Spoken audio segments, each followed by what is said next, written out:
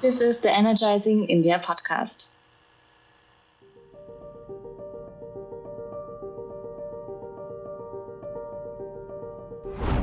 Welcome to the Energizing India podcast. On this program, we engage with the key protagonists shaping the future of clean mobility and the energy transition, both in India and globally. I'm your host, Ravin MIRCHANDANI, and today we are stepping into a unique lane in the India's transportation story in relation to zero-emission intercity bus transportation. We speak with FreshBus, a young but ambitious player, redefining what it means to move people cleanly, comfortably, and efficiently across the country. Joining us is Sudhakar CHIRRA, a serial entrepreneur synonymous with innovation in India's bus mobility space. Before FreshBus, he founded and led AbhiBus, India's first bus ticketing app that reshaped how travelers connect with operators. He now heads FreshBus, an all-electric intercity bus platform that's rewriting expectations of cost, speed, and sustainability in mobility. Since its launch in 2019, FreshBus has been a battery-powered fleet operator and has carried hundreds of thousands of passengers. It now has also completed a $10 million Series A round. Today with Sudhakar, we will explore what does it mean to start a fresh company with a 100% electric fleet for intercity bus transportation. How does one build a profitable and yet capital-intensive business that grows at the scale India expects it to, and what the passenger experience is like in an EV tech-driven intercity bus operation. Sudhakar, welcome to the program. Thanks, Ravin. Sudhakar, there's 350 million vehicles registered in India, and we are told from the website of the government that 50 million of these are buses.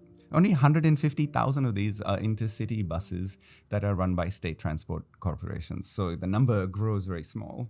And yet here you are, a startup in the intercity space, gone all electric. What possessed you to get into this business? Yeah, I think firstly, then I have to talk about my first entrepreneurial journey. This is my second one.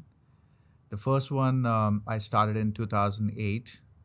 It's called AbhiBus. Initially, I want to sell bus tickets online with one of my problem statement when I was working. So then I came to Hyderabad, started this company in 2008. But at that time, a lot of Indian bus operators doesn't have any software systems in place. They were completely offline. Then I changed my business model and then started giving SaaS for these private operators in 2008 and till 2014. So good 6 years I've spent on hosting these large private operators and also state road transport corporations. So I've done about 400 plus installations and also the SRTC's large 5 state road transport corporations. They use my backend on a per transaction model. So that's where I learned much deeper and deeper about this industry. And from 2014 to 2021, I fully focused on building a B2C, selling tickets to consumers directly on my app and website. So by 2021, AbhiBus had about 50 million app downloads and 4.7 star rated, which is highly star rated in the travel category. And so I was selling about close to 80,000 seats per day. And so at that point in time, I was getting 5,000 calls on various issues. Predominantly, the issues are, around the boarding issues, the driver behavior, cleanliness, and where is the bus, and then they are stopping at an interim place where the woman can't even get down and use the washroom. So we've integrated with 3,000 operators. So we were giving constant updates to them about these service level improvements. So, but there is no sort of an improvements. Then we felt that there is a huge gap in the industry. That's when I started thinking about why not India have a national operator, a standard operator who can operate from entire India. So today, all the 3,000 bus operators are very, very regional centric and the experience is broken. So that's how the thought of FreshBus was born when I was doing AbhiBus. So why did you then choose to also do electric rather than just bus transportation? Because everything you've explained is a gap in the market that was about service, reliability, safety. not necessarily about clean energy or the energy transition or zero emission transportation. Yet you chose a very difficult route because now you have a more capital intensive acquisition of your bus, you have a charging network, you have a range, you have lots of complications with this decision. Why is it that you decided to go so early into electric? So 2019, I thought about this a lot, and I did lots of math. First, I would say the unit economics on EV makes a lot of sense. Just to give you an example, that to run a diesel bus, it costs about per kilometer of about 30 rupees, only the fuel cost. Whereas I've done that math for the electric bus, it costs 8 rupees. So significantly today, to run a diesel bus in any route, the 55% of the cost is diesel. So whereas with the electric, it is only 13%. And wherever there is an uncertainty in the world, the diesel prices go up. And in proportionate to the diesel prices, the ticket fares are not going up. So that's the reason there's a margin pressure on the existing bus operators. So with that case in mind, and these guys are not able to extend even the service levels are poor.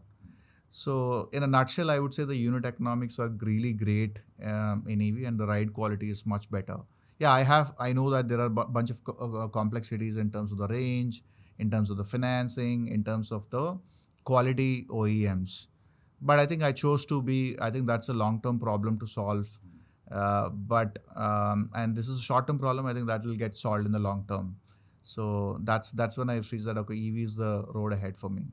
So you have about 1,000 buses today? No, we've planned to induct 1,000 buses.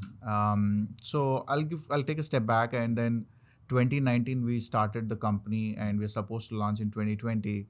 COVID came in, and I have to push back my plans. And 2020 I started working on the M&A deal with AbhiBus and Ixigo.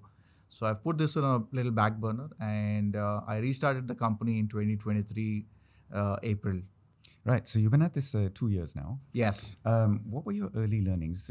How many buses have you got on the road, and what were your early challenges and learnings that you are going to reiterate into your growth plans now? See, I think the first thing is the range is a challenge. So I have to figure out the routes which are range of about 350 kilometers. Today, the OEMs whom we are working with, they have a battery capacity of about 422 kilowatt battery pack. And on a single charge, we get anywhere between 370 to 380 kilometer of range. So I have to figure out what routes, the best routes, and with this range. So then I have to, first that narrows down my filter of number of routes. And then I have to set up a charging station on both the ends. So fortunately, we don't need to put that in between. A top-up is not required. But still, there are places where we have done that as well. So that's how I started my first route of Bangalore to Tirupati and Hyderabad, Vijayawada, and then Vijayawada to Visakhapatnam, Bangalore, Chennai, Bangalore, Mysore, Bangalore, Coimbatore. So the range, which is sort of around 350 kilometers or less than 350 kilometers. Is that the sweet spot for electric transportation? For the buses, I think that's a sweet spot, because we have done the math. As I said, the unit economics are really looking great when I run the asset for about 660 kilometers. So for a 660 kilometers, then I have to do 2 trips a day. Sometimes Bangalore, Mysore, I have to do 3 trips a day. To meet that, again, a number of kilometers, the vehicle is sweat. So that's how I figured out the business model and started launching in 2 routes. Now currently we are in 10 routes, operating about close to 90 buses. So that's a rapid growth, 90 buses over 2 years, and you want to do 1,000 buses over the next 4 years. So that's a significant jump. You've had a $10 million Series A raise. For the audience that we have who are startup founders like yourself, I'd like to talk about the challenges you had in raising that, because you're pioneering in a new sector. So, you've not come with the formula that everybody else has done. So it's going to take a fund that really understands risk taking. So what were the challenges? And then how much of that was actually used as capital for your growth plans? Because the next conversation I want to have after this is the finance challenge. Yeah. So, this is definitely a challenging project, or what I've taken up.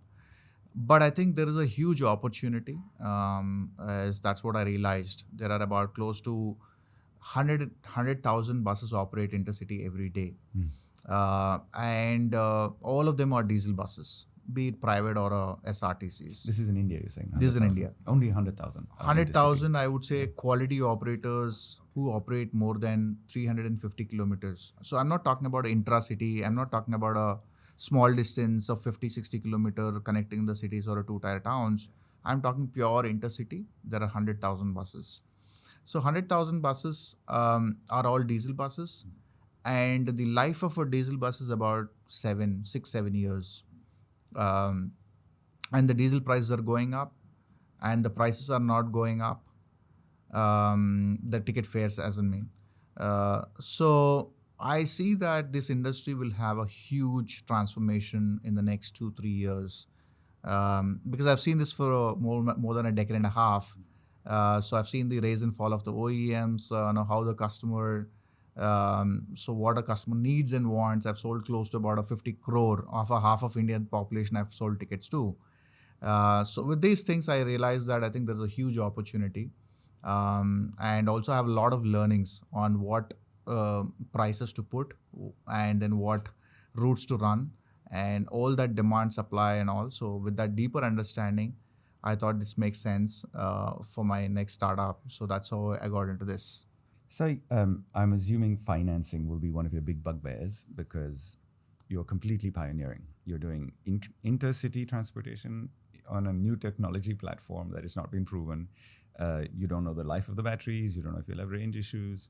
You're a startup. So getting funding from a bank or from a financial institution in the form of, secured loans to buy buses is going to be difficult. Are you seeing that change? Are you seeing maturity come into the market, or do you need to use unconventional financial instruments for growth, or are you moving to leasing? I think, leasing makes more sense for this kind of product, because the life of the EV asset, with the batteries replacement once in the entire lifetime, which is 8 years. So leasing makes more sense. So we started working with the leasing companies way back. But we try to do with the financial institutions also, but it's very, very hard to convince the financial institutions because they have not seen this asset very closely. Whereas the diesel asset, it has about a history of about 50, 60 years where the asset is being taken. If it is not run well or maintained by the operator, not right, so they just sell it outside and they can realize their loan. But in EV, they have not seen that. So they are really scared to touch these assets. So we went ahead with a unconventional fund, which is the leasing. So we have done the first one. So we work with Vertello, which is Macquarie's, Macquarie fund. And we signed up with them. And we've got about first lot of about 30 buses from Macquarie. Excellent. So in that space, clean, zero-emission intercity transportation, are there many players like FreshBus, and are there many players like Vertello? Is this an ecosystem that is waiting to pop and become a big area to watch? Yeah, definitely. I think I would say the Nugo is one of the competitor in the space out there, which is a green cell arm. But apart from that, there are new incumbents like Leafy Bus, Zing Bus. These are the guys who are trying to enter the space. So the way I'm seeing this industry is that whole the bus industry, intercity bus industry, is that it is getting more and more organized from an unorganized place.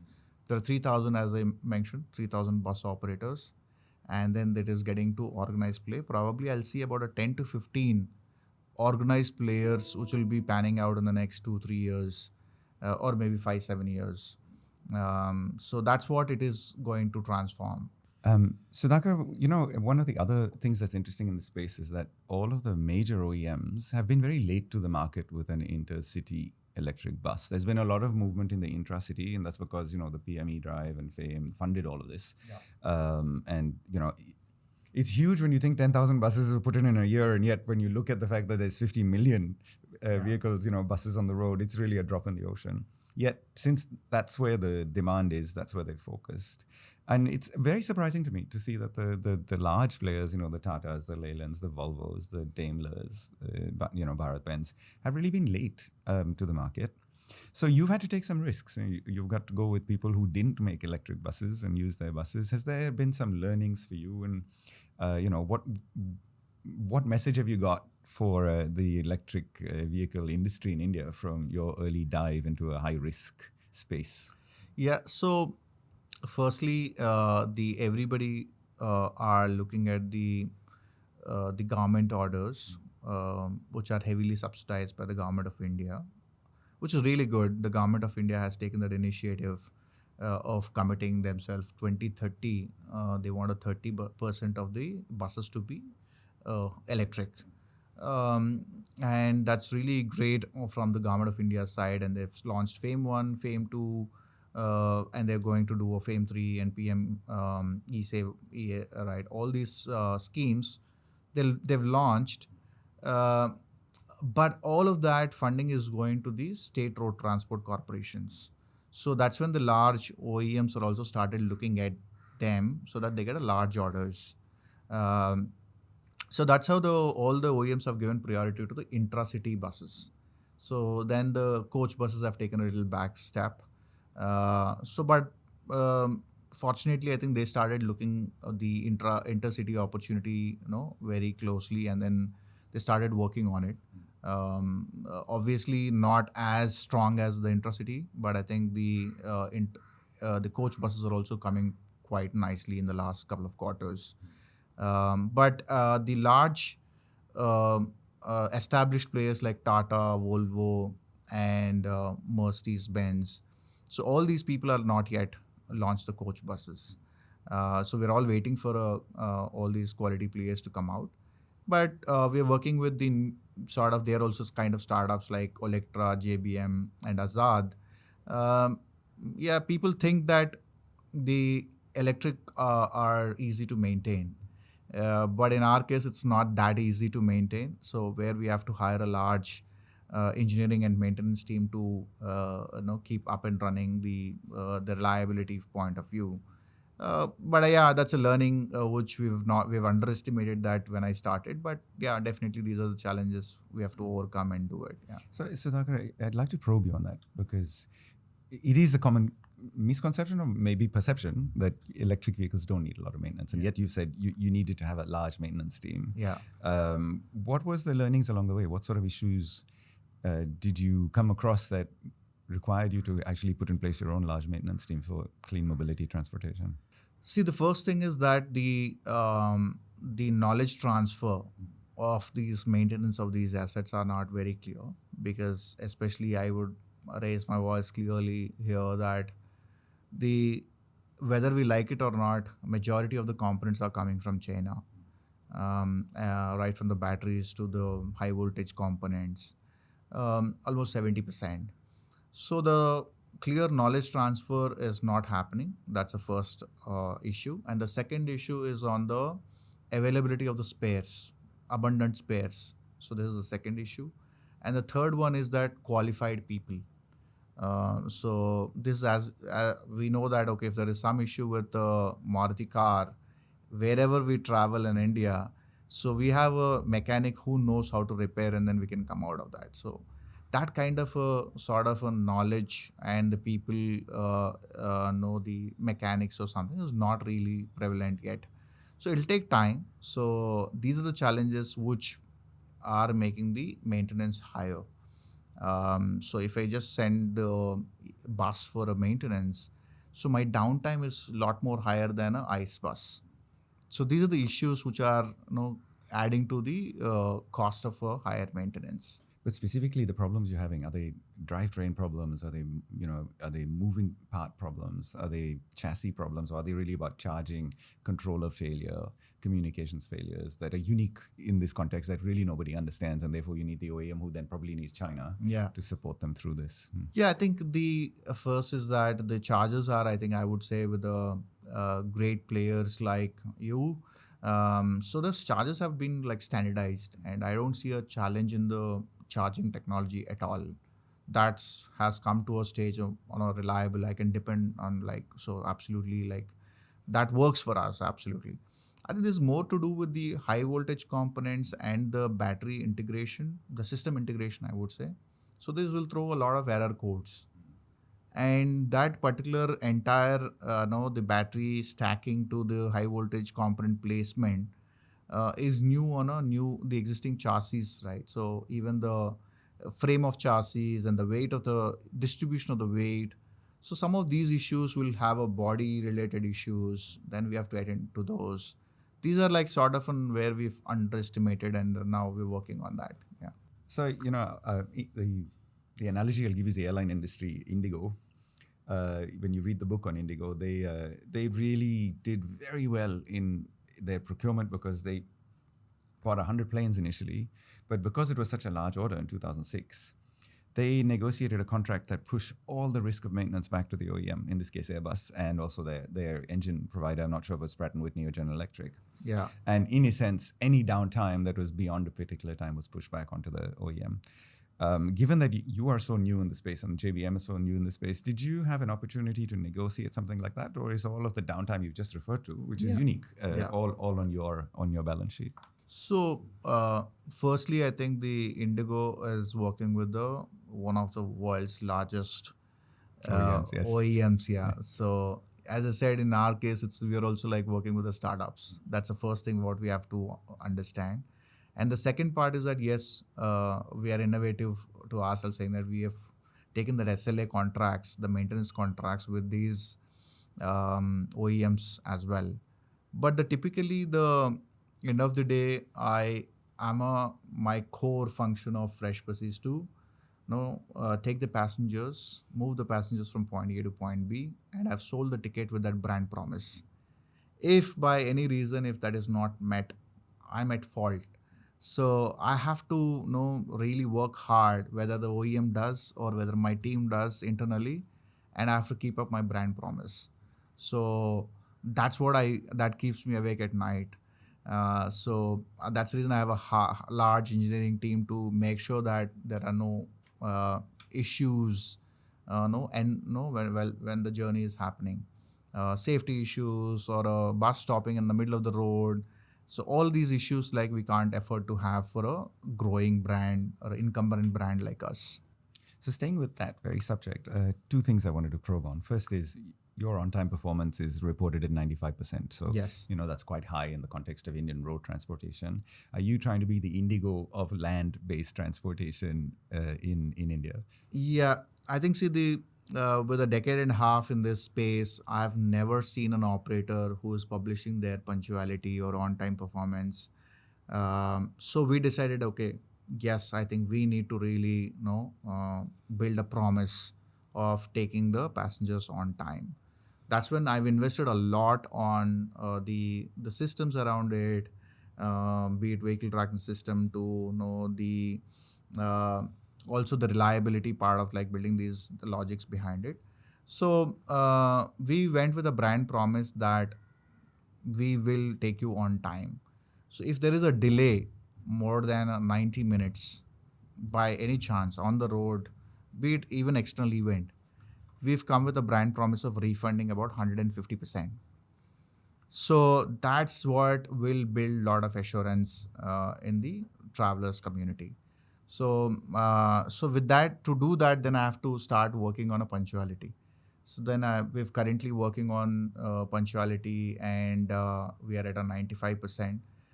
We just not measure only the starting point or the end point. We just measure every pickup point and every dropping point, including the mid rest stop in between as well. So I would say that yes, I think it's remarkable stuff what we are doing. And passengers really love it. What backend have you had to change, or what processes have you had to put in place that normal bus companies don't to deliver on your brand promise? No, it's just the intent, I would say. I think we've basically launched a product called Unified Customer Journey.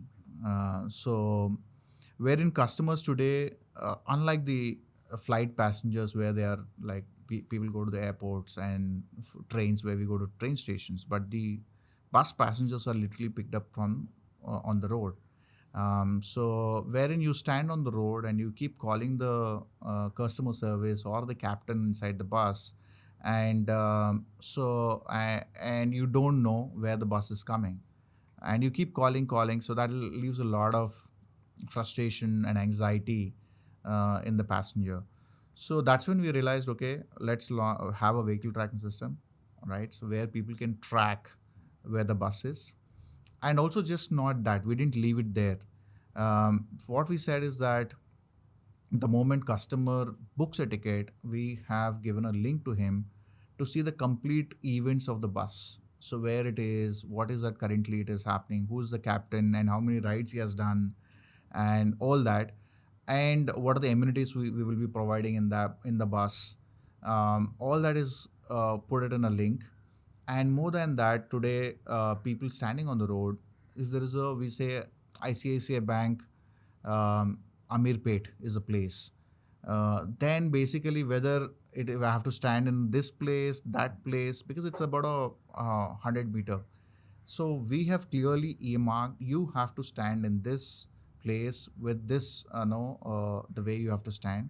So we have clearly marked that. So that is kind of level of detailing we went in. And also once you in the bus, and then once you're traveling, you can share your location to your near and dear. And also the midpoint where we are stopping, even the menus are integrated. You'll be able to order the food. By the time you go there, the food is ready, served hot. You can eat, and then you can come back to bus. So it also helps us in a turnaround time as well. So this is how that a lot of work is went into improve the turnaround time, and the punctuality. Yeah, so Quite that's what. interesting. Yeah. So let's talk about road safety, for instance, because you did refer to it.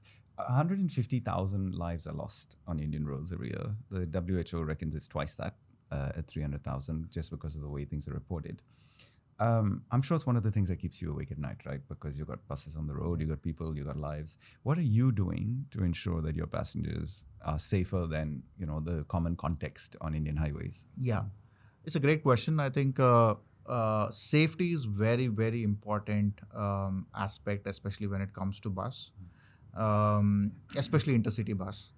Uh, and to cover that point, firstly, what we have done is that today the community in the bus industry, people call them as drivers. We don't call them drivers. We call them captains. So we've done a fair amount of research on how the current the drivers are treated and all that. Just to give you an example, the most of the bus companies are they give drivers. They'll have one driver, and the driver goes to the other destination. He sleeps inside the bus in the luggage space, and then he showers on the road, and he takes back the same bus and comes back. So he is not having a quality sleep, and he's paid 22,000 rupees salary, maybe a day wise, or they call it as a 1,500 rupees or a batta and all that stuff. No insurance, no PF, all that. So what we have done is that, hey, look, let's change the way how industry is thinking. We said we will hire the best captains with a 10 years of experience of minimum, who has worked in the passenger vehicle. And we have done salary from 22,000 to 28,000 rupees of salary with ESI, PF, insurance, everything covered. And then on top of it, what we have done is that we've paid our 12,000 rupees of incentives purely on the vehicle performance, the number of units consumed per kilometer, and also the punctuality. Even we plugged in the punctuality in his thing as well. So he gets about the top captain will get about 100 percentile. So he get his 12,000. The next one on a percentile basis he'll be getting. So almost most of them gets almost 12,000 rupees. And there are another plus. They have an opportunity to make little more money on selling a return tickets inside the bus and taking a passenger feedback, how they are and all that. And always we have two captains inside the bus. So this is how we are improving our safety standpoint. And because of the way we are doing, it needs a charging stations on both the ends. What we have done is that on each end, once the captain reaches there, We have built an AC dormitories for them to properly sleep in between the trips. And also they have a shower rooms with hot geysers, and they can take a proper shower and come back. So these kind of stuff, what we have done to the captains to improve the safety from their point. Most of it happens through the drowsiness, lack of proper sleep, and alcohol. So we have installed the alcohol sensors inside the bus. So randomly system will throw every 2 hours, half an hour, 45 minutes. So the captain has to take the test with a camera in front. So that kind of safety we have installed. We have 3 cameras inside the bus. So to monitor so what's happening inside the bus. So each bit of it improves the level of safety. Yeah, absolutely. The two countries that have a similar growth path to India economically are Vietnam and Indonesia. And in both of these countries, you see women drivers on intercity buses. Do you think that's something that will ever come to India? Or is safety such a big concern for single women? No, not really. I think we're really sort of welcoming that move that we tried. We tried a lot to get women captains. I don't refer drivers, so women captains. Because we want women to step up and take this job as well. But I think at sometimes we were thinking of having a captain's driving school, wherein we train them, hire them into our roles. So even we'll be working with some of these driving schools which are established by the state government, and we'll work with them. Excellent. How dependent are you on government subsidies? The whole intra-city bus change over to electric is completely dependent on government funding. Is that the case for your sector, or are you moving ahead despite that? So I think I strongly believe that any businesses built on subsidies are going to be a very short term. So I felt that I think we have to look for a long-term solution. Then that's when I realized that I've not built my business model based on the government subsidies. So till date, I think all these FAME 1 policy, FAME 2 policies are all on capital subsidies, which are purely for SRTCs. Nothing for the private operators like us. And going forward also, great government is at least pushing the EV drive, which is really happy. But actually, we don't have any of those subsidies. So you seem like a data-driven man, Sudhakar, because in one of your interviews, you talked about the fact that FreshBus can break even in 41 months. Yeah. And you also talked about the unit economics of a diesel bus, versus an EV bus. So you've done a lot of your data. How did you come up with that 41 months? What are the criteria and facts you looked at? See, purely as I said, operational expenditure is significantly lower when compared to the capital expenditure. So whereas the diesel bus costs the good Volvo bus costs about a 1.25, 1.3 crore. An actual comparison is about a 1.7 crore of an electric bus. But the operational expenditure of the diesel bus is roughly about 12 lakh rupees. And the electric bus is about 8.5 lakh rupees. So you see a 4 lakh rupees of difference only in the operational cost. This is per month. So I think if the asset is run efficiently with the right unit economics, I mean it's 660 kilometers per day for 29 days, then we have done the math. We will be able to break even in 41 months purely because of the higher margin in the operational expenditure. There's been a question that's been on my mind because you've mentioned it 2 or 3 times. You've had to invest in chargers both at the start point and at the turnaround point. Have you considered using the public charging network? For example, ChargeZone is one of India's larger charging companies, also backed by Macquarie. Yeah. And they are now working with a fleet transportation company called Billion. Yeah. But that's about e-trucking, not so much about busing. But it's really geared at getting transportation and fleet vehicles onto chargers that are already installed. Do you really need to actually invest in your own infrastructure, or is it that you're going to sections that don't have public charging available? Yeah. So two different points. I think the first, public infrastructure is basically equipped with most of them are with a 60 kilowatt or a 120 kilowatt chargers. Whereas my bus, the battery capacity is about close to 420 kilowatts plus. So I need for a 60 kilowatt, I need to charge about 7 hours. I can't afford that much of idle time. Or if it's 120, I have to put it for about 4 hours. I can't have that much of a So you need a downtime. 240 kilowatt hour. So I need a 240 plus or a 360. Probably going forward, I have to do 1.5 megawatt in between to cover longer distances. So for that, I have to set up my own charging station. So with that, I started setting up charging stations for myself back in the day, 2023. But recently, we started working with ChargeZone pretty deeply. So we have that partnership with them. So wherein they set up a charging station for us. It's really working us for both of us. Have you looked at hydrogen? Do you think that hydrogen eventually will come into long distance bus transportation in India? I know it's 10 years away, but is it on your radar? I think we are not against hydrogen, but I feel that it's definitely expensive than electric. Firstly, and the second one is the